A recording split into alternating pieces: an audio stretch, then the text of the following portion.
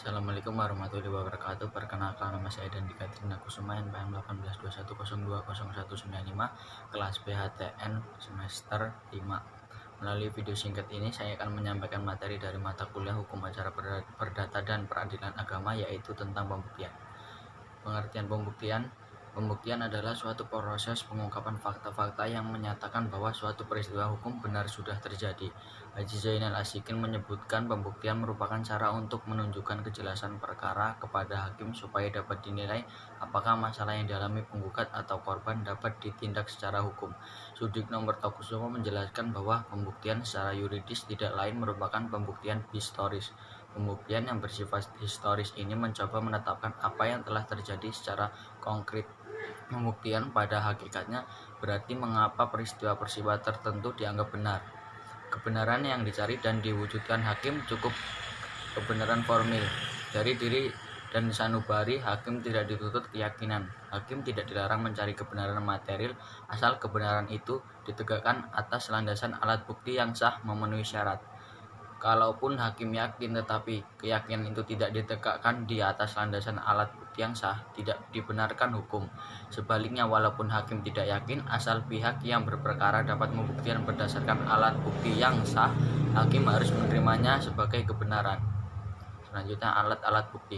Macam-macam alat bukti diatur dalam pasal 284 RBG, 164 HIR, 1866 BW, yang terdiri dari 1. Alat bukti tertulis surat, 2. Alat bukti dengan saksi-saksi, 3. Alat bukti persangkaan, 4. Alat bukti pengakuan, 5. Alat bukti sumpah. Dalam praktek peradilan perdata, di samping 5 alat bukti tersebut, di atas dikenal pula 2 macam alat bukti lain, yaitu 6 pemeriksaan setempat, 7 keterangan ahli. 1. Bukti tertulis atau surat. Ada 3 macam alat bukti tertulis, yaitu 1. Akta otentik. Akta adalah suatu tulisan yang dibuat dengan sengaja untuk dijadikan bukti tentang sesuatu peristiwa dan ditandatangani oleh pembuatnya. 2. Akta di bawah tangan. Akta di bawah tangan dibuat oleh pejabat umum dan atau dibuat tidak hadapan pejabat umum. Demikian pula bentuknya bebas, tidak ditentukan bentuknya secara spesifik dalam peraturan perundang-undangan. 3. Alat bukti tertulis atau surat bukan akta. Surat-surat yang sudah memenuhi kriteria sebagai alat bukti tetapi tidak memenuhi syarat untuk dikategorikan sebagai akta. 2. Alat bukti dengan saksi atau kesaksian.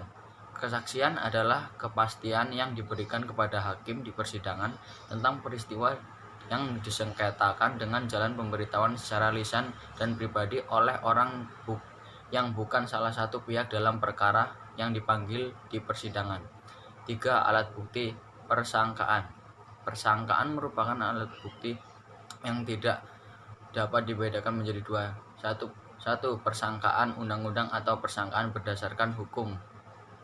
Pada persangkaan berdasarkan hukum ini, undang-undanglah yang menarik kesimpulan terbuktinya suatu peristiwa yang ingin dibuktikan dari suatu peristiwa lain yang sudah terbukti atau sudah terang nyata. 2. Persangkaan berdasarkan kenyataan atau persangkaan hakim. Pada persangkaan berdasarkan kenyataan ini, hakimlah menarik kesimpulan terbuktinya suatu peristiwa yang dibuktikan dari suatu peristiwa lain sudah terbukti atau terang nyata.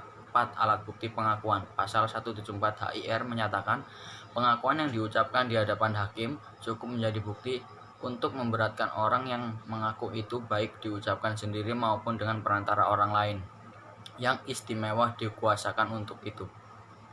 5. Alat bukti sumpah. RBG _HIR mengenal 3 macam sumpah, yaitu pasal 182 RBG dan pasal 155 HIR mengenal sumpah pelengkap dan sumpah penaksiran, sedangkan pasal 183 RBG dan pasal 156 HIR mengenal adanya sumpah pemutus dengan pengucapan sumpah, maka yang mengucapkan sumpah itu dimenangkan oleh hakim.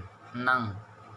Pemeriksa setempat. Pemeriksa setempat mendapatkan dasarnya pada pasal 180 RBG _153 HIR yang menentukan ketua jika dipandangnya perlu atau bermanfaat dapat mengatakan satu atau dua orang komisaris untuk dengan dibantu oleh panitera mengadakan pemeriksaan di tempat agar mendapatkan tambahan keterangan. Pemeriksaan setempat tidak termasuk salah satu alat bukti disebut dalam pasal 284 RBG, pasal 16 HR, pasal 1866.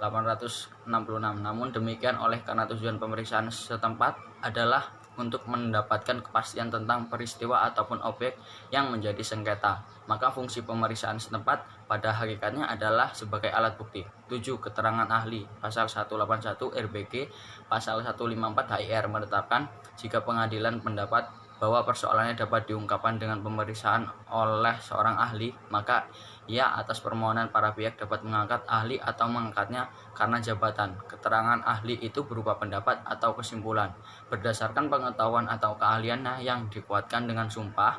Namun demikian, hakim tidak diwajibkan untuk menuruti pendapat ahli tersebut. Sekian penjelasan dari saya Airi, wabillahi taufiq wal hidayah. Wassalamualaikum warahmatullahi wabarakatuh.